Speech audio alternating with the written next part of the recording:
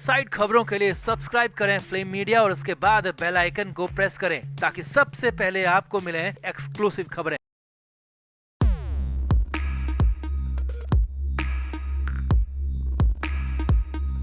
पिछले 2 साल से बॉलीवुड नेपोटिज्म को लेकर कलंक झेल रहा है। फैंस को तो बॉलीवुड के नाम से ही नफरत हो गई है, तभी तो बॉलीवुड का कारोबार 75% तक घट चुका है। फैंस अब साउथ सिनेमा ज्यादा पसंद कर रहे हैं। बॉलीवुड की बस इक्का दुक्का फिल्म ही दर्शक देखने आते हैं, वरना तो कोई भी हीरो हो, कोई भी एक्ट्रेस या कितना भी बड़ा डायरेक्टर, सबकी फिल्में लगातार फ्लॉप हो रही हैं। और इसकी सबसे बड़ी वजह है बॉलीवुड में छाया नेपोटिज्म, जिस पर अब तक तो किसी ने भी अपनी जुबान नहीं खोली। मगर अब पहली बार एक्ट्रेस जानवी कपूर ने नेपोटिज्म को लेकर बहुत कुछ कह दिया। श्रीदेवी की बेटी जानवी ने खुद पर भी खुलासा किया, साथ ही साथ इंडस्ट्री के सभी नेपोटिज्म स्टार्स को लेकर भी कई बड़ी बातें कह दी। तो जानवी कपूर ने क्या कुछ कहा वो आपको भी बताते हैं, और जानवी के बयान से फिल्म इंडस्ट्री में सेलिब्रिटीज क्यों खफा हो गए, आपको ये भी बताते हैं। आप भी वीडियो को शेयर करें और अपनी राय कमेंट बॉक्स में जरूर दें। तो जानवी कपूर ने बॉलीवुड में अभी वो मुकाम हासिल नहीं किया है जिसकी उम्मीद जानवी कपूर से थी। श्रीदेवी जैसी महान अदाकारा की बेटी होने के बाद भी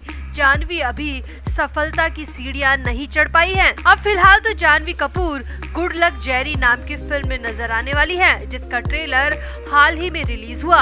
अब ट्रेलर को मिले रिस्पॉन्स के बाद जानवी लगातार फिल्म के प्रमोशन में जुट चुकी है, और इसी दौरान एक इंटरव्यू में जानवी से नेपोटिज्म पर सवाल कर लिया, जिस पर जानवी ने जो जवाब दिया इसकी उम्मीद शायद किसी को नहीं होगी। जानवी से पूछा गया कि क्या वाकई में नेपोटिज्म बॉलीवुड पर हावी है या ये सिर्फ मनगढ़ंत बातें हैं, तो इस पर जानवी ने एकदम से कहा, हाँ बॉलीवुड में नेपोटिज्म है और समय के साथ ये बढ़ता ही जा रहा है।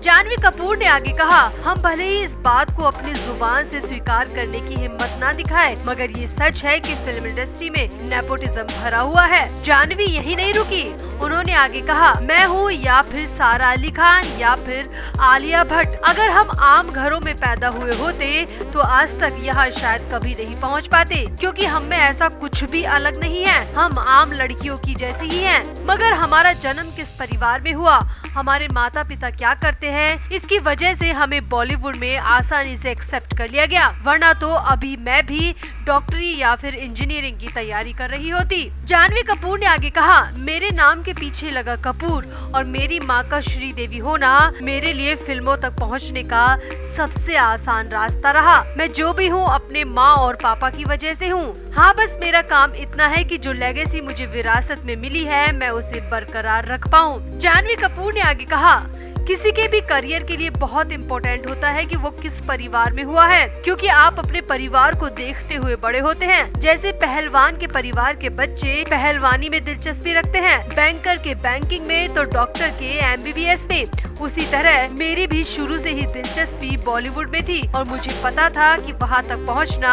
मेरे लिए मुश्किल भी नहीं है। जानवी ने इसी इंटरव्यू में आगे कहा, मैंने पहली फिल्म धड़क के लिए कोई स्ट्रगल नहीं किया, मेरी ही तरह सारा अली खान ने केदारनाथ के लिए किसी भी तरह का स्ट्रगल नहीं किया, क्योंकि हम डायरेक्टर्स की डायरेक्ट रीच में थे।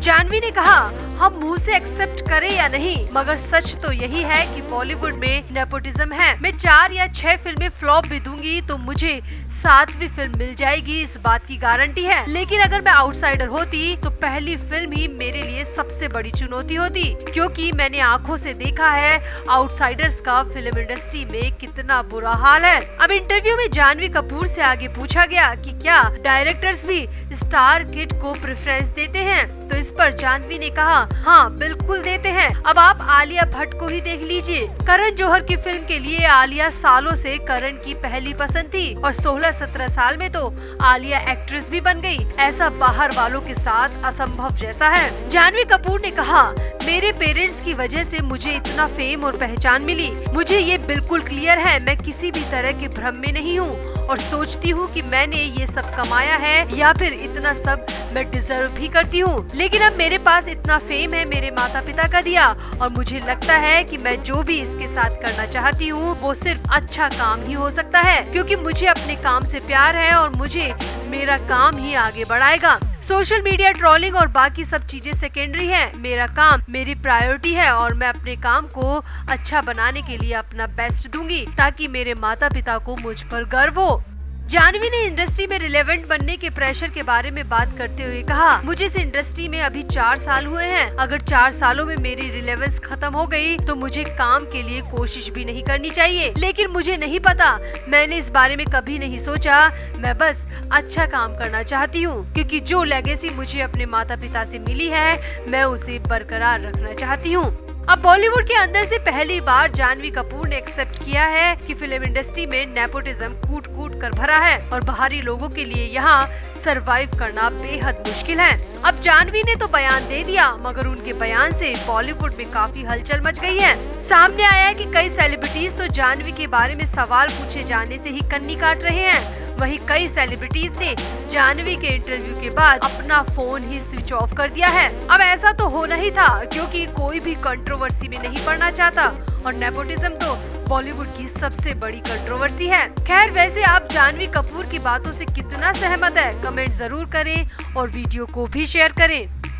तो सुपरस्टार के जाने के ठीक 760 दिन बाद नारकोटिक्स कंट्रोल ब्यूरो ने बुधवार को यानी कि 13 जुलाई को 286 पेज का ड्राफ्ट चार्जशीट एनडीपीएस कोर्ट में दायर की। 237 पेज में 33 आरोपियों के डिटेल्ड बयान है और 49 पेज में आरोपी नंबर 10 यानी कि रिया, आरोपी नंबर 7 यानी कि उसके भाई शौविक समेत बाकी आरोपियों की क्राइम में भूमिका को डिस्क्राइब किया गया है। एनसीबी ने 6272 पेज की डिजिटल एविडेंस, 2226 पेज के बैंक डॉक्यूमेंट्स और मोबाइल नंबर्स की एक सीडी भी जमा करवाई है। इसके अलावा 2960 डॉक्यूमेंट सबूत के तौर पर कोर्ट में जमा करवाए हैं। अब इस चार्जशीट को लेकर जो भी बारीकियां सामने आई है वो हम आपको बताते हैं। तो एनसीबी के मुताबिक रिया चक्रवर्ती अपने भाई शौविक के साथ साल 2018 से ही ड्रग पैडलर से जुड़ी हुई थी। एनसीबी की चार्जशीट के मुताबिक अब्दुल बासित परिहार ने पूछताछ में बताया था